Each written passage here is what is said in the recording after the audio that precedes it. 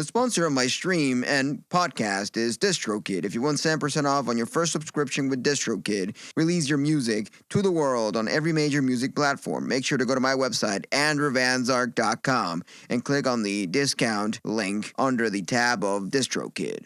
The information on this podcast is my opinion and some internet research. You don't know the power of the dark side. Welcome to Star Wars Chatter, hosted by Andrew Van Zark.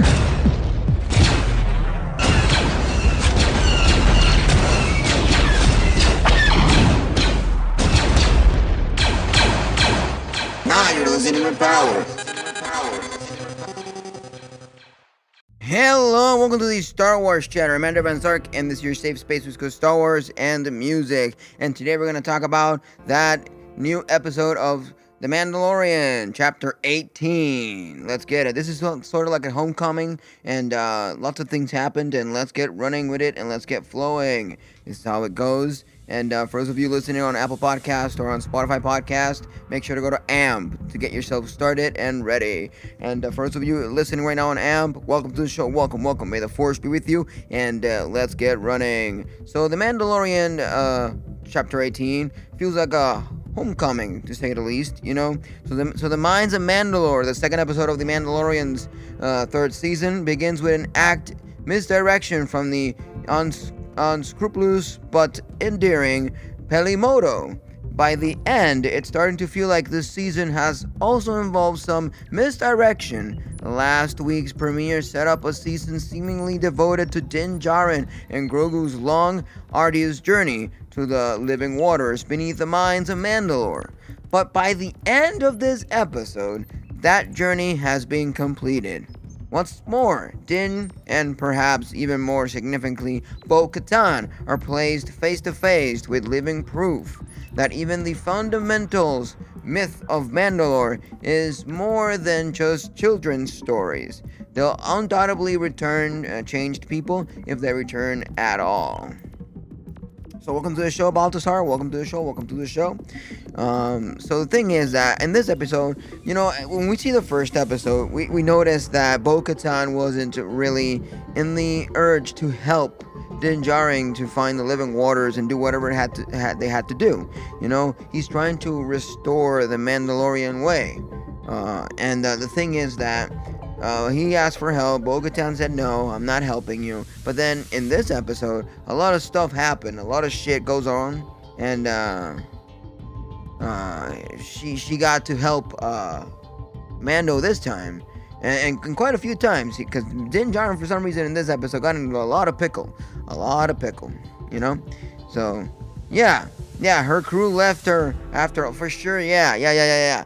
That's the problem, that she feels betrayed in some shape or form, and she doesn't know how to deal with things, and her way of dealing with things is just, I'm going to keep my distance with the other people that ask for my help, because I know how it feels. I know how it feels when your crew leaves you and you can't do much, you know? So that's the thing. So at first, Din has to discover that getting there may not take all season, but it won't be easy either. It also requires him to continue his tour of old friends. First stop, Mos Eisley, where he hopes Peli, Ami Sendaris, can help him track down the IG memory unit he needs to bring IG-11 back from the dead. But Peli says, sorry, there ain't nothing we can do, because he talks to the Jawas, and Jawas say, sorry, there ain't none left, you know. So prior to his arrival, Peli has offered other businesses to attend to, since it's Bonta Eve and the town is full of suckers, or better said, tourists. Don't get me wrong, they're not suckers, but they do seem like it, you know. So at the shop, she has a Rodian customer whose speeder is missing a bunch of hand-to-hand parts that she can get from him. It's going to cost him, particularly if he wants them to get them in a hurry, you know? So after he leaves, a bunch of Jawas show up with the exact parts.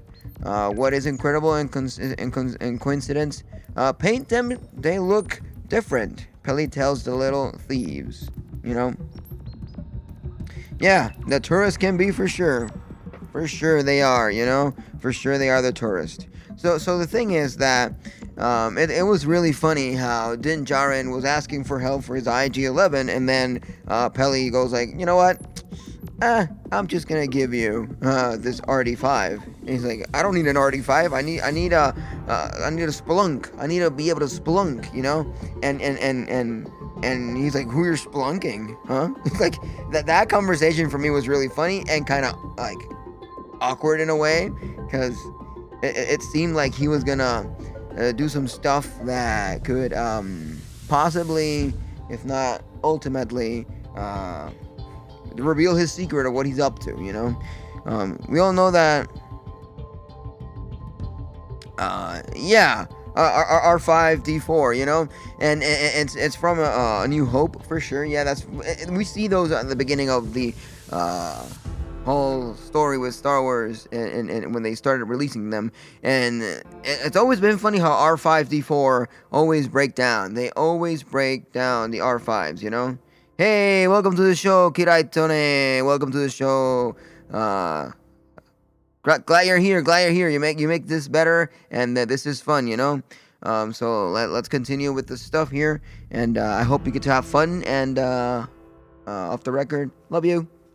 So the thing is that our R5D4s are so weak and badly put together astromechs, you know. A bad motivator. Yeah, exactly. Yep, exactly what he's afraid of. Yep. And you can clearly see that she says, oh, they're meant for the adventure they're gonna have in Journey. They can do whatever you want. And then Dinger's like, wait, did you say that his circuitry is kind of fucked up when he was gonna lift off with the N1 starfighter? And then she says, no, it's all good, and closes the lid of the spacecraft. That was fucking funny, because you can clearly see how Din Djarin was like really concerned. Welcome to the show, Gabby. Welcome to the show. Hope you're having a great time, and you're listening to me blabber some Star Wars information. But yeah, Balthusar, that's the thing, you know. That's the thing. It's funny how they always try to push the R5D4, and our R5D4s are so badly put together. They're the worst astromechs ever, you know. The worst astromech, you know. So So the thing is that after he leaves, a bunch of Jawas show up, and he's talking and whatnot, blah blah blah. He gets to his point where he has to go, and we knew Peli wasn't exactly a straight shooter, but this is the first confirmation that she's an outright criminal, if a fairly harmless one to say, you know.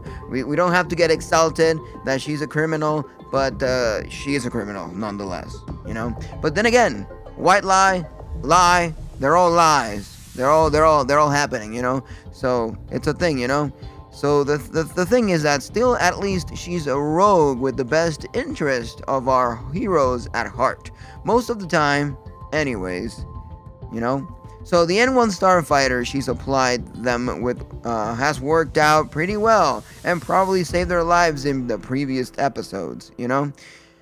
And it's not like Peli would do anything that would endanger Grogu, because then again, we do see on the episode that Grogu tries to speak. Yeah. Oh, for sure. I do trust Peli over Sid, for sure. But yes, I agree. I do think that Balthusar, what Balthusar is saying is correct, you know. Peli has more trust than Sid. You know, Sid was kind of awkward for me. I wouldn't trust Sid whatsoever. No. So, who would endanger Grogu, who greets her with some leaping skills he must have picked up during his time with Luke. She can be trusted, at least up to this point, you know. Yeah, because we don't know what's gonna happen later on in the episodes. You know, Star Wars is up for grabs for anything, you know, and I don't know. Sometimes rogues cannot be trusted to 100%. You need to take them with a grain of salt, because for the most part, criminals always be criminals, and they do stuff, you know, It's like in Andor, when you see the characters doing criminal stuff, there's always a backfire at some point, you know? Or a plot twist at some extent, when they said that he couldn't swim and whatnot. Those are plot twists that you never expect on Star Wars, but they do happen, you know? So, still, while her shop has a lot of weird stuff, it doesn't even have everything. When Din and Grogu arrive, she's quick to tell them that she can give them the part they're looking for. And even the Yawas can't help. Hey, Grandpa, they haven't made those in a while. Well, they're calling Din Djarin a grandpa for a fucking reason, you know? Din Djarin has been on the planets of Star Wars for quite some time. He was in the moon, one of the moons in the system where Mandalorians live, you know? And he doesn't remember much of those places, even though he grew up in one of the moons. But he still has fond memories and he knows that he has to go back to his hometown, home place. And Bo-Katan, actually, when she tries to get some stuff done to help Din Djarin, she's like, old times, good times, you know? Yeah, exactly. Din likes old stuff. He's always making things more convoluted to get things done, because he is always using old parts, old stuff, things that are not in the market now. He's like what we call nowadays a retro gamer. Always trying to play the oldest game possible and never playing what's modern and current at the moment. So it's a thing, you know. It's a thing that most of us wouldn't be doing, but some people like to venture on the old stuff. And an IG-11 or IG-8, both of them are really good. And if you see like the show and how things evolve and whatnot, you'll notice that the IG-11 and the IG-8 are actually good droids for battle. They're really good. They're pretty capable, you know. And yeah, NES for life for sure. NES, all the way. NES. 1991, if I'm not mistaken. You know, that's the time when things got cool with video games, you know. So R5's coloring suggests otherwise, but Peli is not being entirely dishonest here. We never learn how R5's ended up on Tatooine in the original trilogy, but Peli's story that he served in the rebellion is entirely plausible. And once aboard, R5 does get the job done, despite Peli's warning not to rely on him too much because his circuitry are a little fragile. A caveat issued against that, the din of bursting fireworks. So, one title card later, and Din and Grogu and R5 have reached their destination, but Din warns the little guy that it's not the planet it used to be. Quoting here, it was once green and beautiful back when the songs were written. You know, I would love to see when that would have been a thing. You know, the songs and the greenery and the beautiful landscape of where the Mandalorians live on the moon of Mandalore. So Din tells Grogu it's not that now, but maybe there's still some of that old world left. Maybe even some of their wonders that inspired the songs in the first place. Regardless of what they find or what they do within Mandalore, everything Din tells Grogu suggests he's keeping the faith, telling Grogu about how Mandalorians has to know their way around and understand maps, and calling Mandalore the homeworld of our people. Even so, Din's a first-time visitor to the place. This is a true pilgrimage from him. So getting there, however, isn't a smooth ride thanks to an atmosphere wrecked by the Great Purge and cut off the planet's communication from the rest of the galaxy in the process. And Mandalore's no picnic once they arrive either. Din sends R5 out to get air samples only to see the droid disappear from his scanner, failing to fulfill the one job they bought him to do. You know, it's always that way. You know, R5D4s are always the worst astromechs you can get. Why didn't you get like an R2D2 or something, or anything else? You know, there's better astromechs out there. You know, better astromechs out there. Geez. Underrated and maybe worried a little bit, but his new droid companion, Din, seals his helmet and decides to investigate for himself, even though it means leaving Grogu behind. Which, that kind of stressed me out in a way, because Grogu, even though he is force sensitive and can do quite a few things of force sensitivity, obviously, Grogu still needs a lot to learn to defend himself, Oh, yeah. A BB-8 unit would have been great if that would have been a case in that point. A BB-8 unit would have been the case and would have done a great job, because the BB-8 units are pretty good and they know what they're doing. They don't faulty enough and often, So that's probably just well. In the cavernous ruins of Mandalore, he is greeted by what appears to be a group of club-wielding Mandalorian troglodytes. Well, learn the group's name and deal a little bit into that throughout the episode's recap later on, who puts up an intense fight but proves no match for Din and his Darksaber. Once back at the ship, he learns, thanks to R5D4, that the atmosphere is breathable. There might be hope for this reunited planet after all. So the thing is that it certainly looks hopeless. However, as Din and Grogu explore the Civic Center in the search of the mines, they find only desolation and some unfriendly-looking sewers lizard. Heading deeper into the earth, Din stumbles across ruins of the old civilization, including a Beskar helmet. This unfortunately proves to be bait for one of the oldest creatures in the series, and as featured so far, a tiny malevolent scuttling animal that operates mechanically, exoskeleton of various sizes depending on his need. And this is when I got a little stressed out again, because seeing Din Djarin struggle with that creature was not cool, and seeing BB-8 a little scared and backing off, that also, it touched my heart. Like, God damn, Grogu and Din are in a pickle. They're in a pickle. But I'm glad that he got the chance to, get some help. Grogu knows what's good. Grogu knows what's up. And Grogu will help his dad at all cost, So, after that, Mando, as in Din Djarin, asks Grogu to find help, call Bo-Katan, and he does. And Bo-Katan does spring into action when she sees Din's ship, and not because she's happy to see it.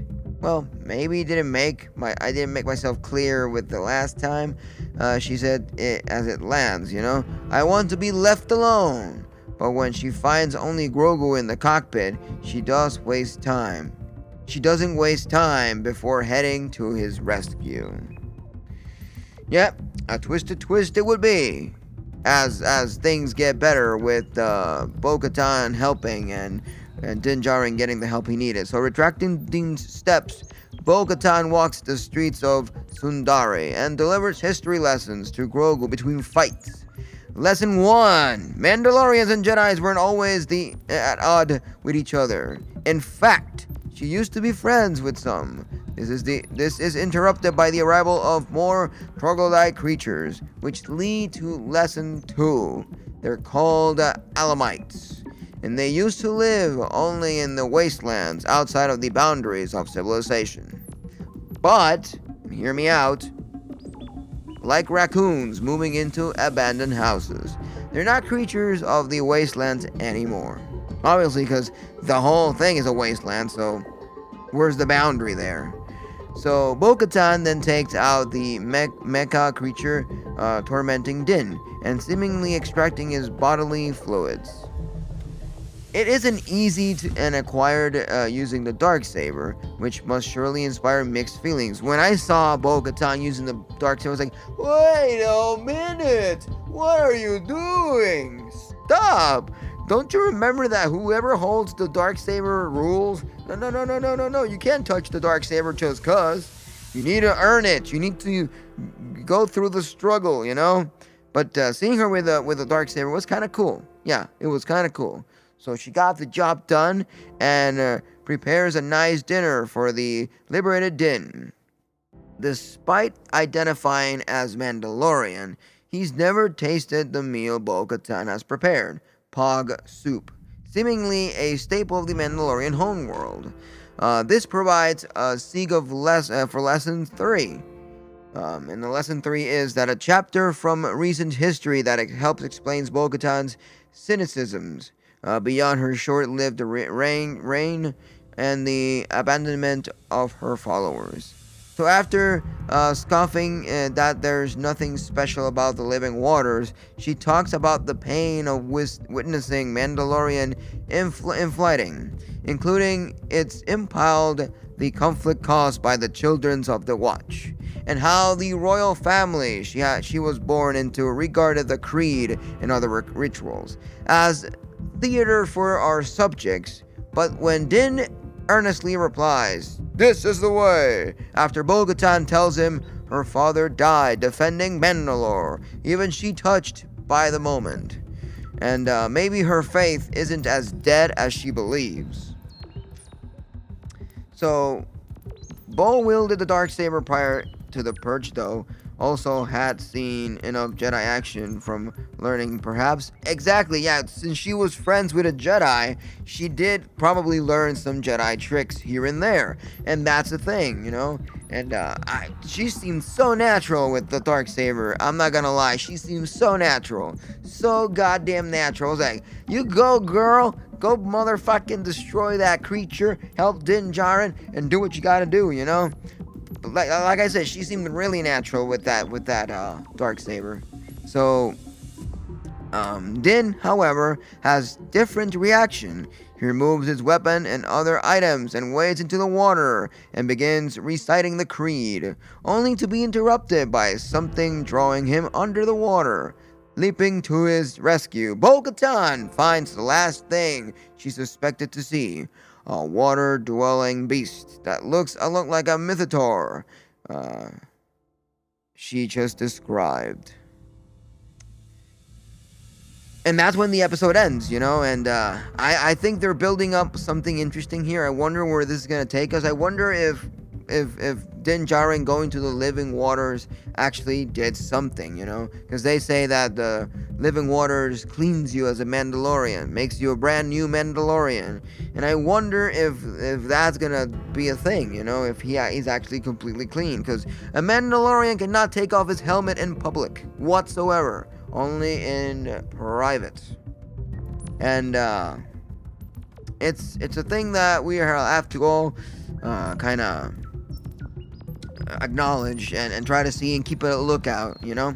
So the bounty picks of this episode is that this episode was written by Jon Favreau and directed by Rachel Morrison, an ace cinematographer from Fructical Station and Mudbound and Black Panther, who's increasingly focused on directing in recent years. It's understandably a pretty great looking episode, and another reason to be excited about her upcoming feature debut, the sport drama Flint Throne. Another bounty pick that we can talk about is that there is something intriguing going on with the way others talk about Grogu and Din. Peli expects the two to be together, and it's quickly proved correct. And Bo-Katan throws around terms like your kid, your dad, without Din correcting her. I was thinking about that, you know, because they're not the same species, you know. Mandalorian and a whatever Yoda's race is. We don't know. It's not been clarified, not even in Legends. And they're not the same species, like visually and obviously, you know. So Grogu would settle with him, and when Din calls Mandalore the home world of our people, it's not clear if he's including Grogu in that hour or not. Another great bounty pick that we can check out is that it's great to see an R5D4 in action, even if that action mostly involves a lot of nervous shaking. His appearance in the first Star Wars movies is brief, but intriguing enough to prompt multiple generations of fans to wonder about him. In reality, he does basically seem to be a lesser but endearing R2-D2.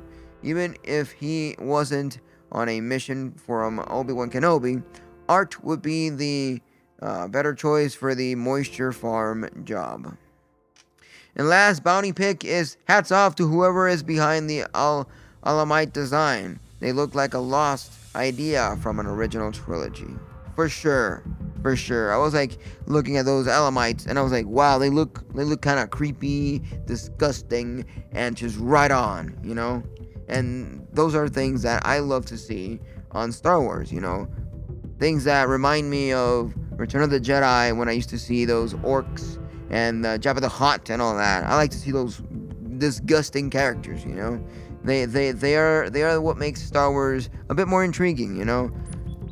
And I ever wonder if they're gonna bring back something like the Jabba the Hutts like they did on Book of Boba Fett, because the Hutts do know how to gangstify the place, how to, you know, do some underground stuff that we shouldn't be dealing with, you know? And stealing women and trafficking women. Sadly, that's a thing that the Hutts do. They like their women, and they like to grab whoever's sexy in the way and make them their servant.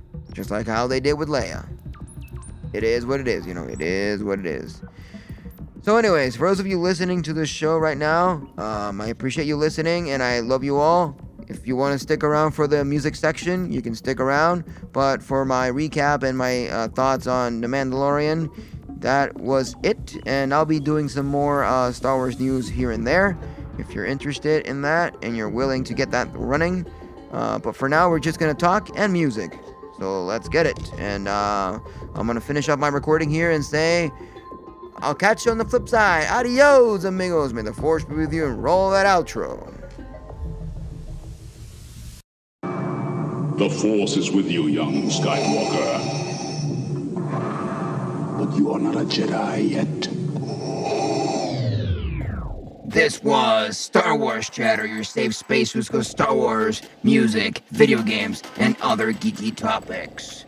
Listen on AMP, the Amazon Radio app, and get yourself started by listening to my music on every major music platform under Andrew Van Zark. But if you want to have more information, go to my website, www.andrewvanzart.com, where you can find all my social medias, music, and everything else all on one page. Trust in the Force, no lights beating, and buckle up. Now you're listening with power. Power to the music, and may the Force be with you.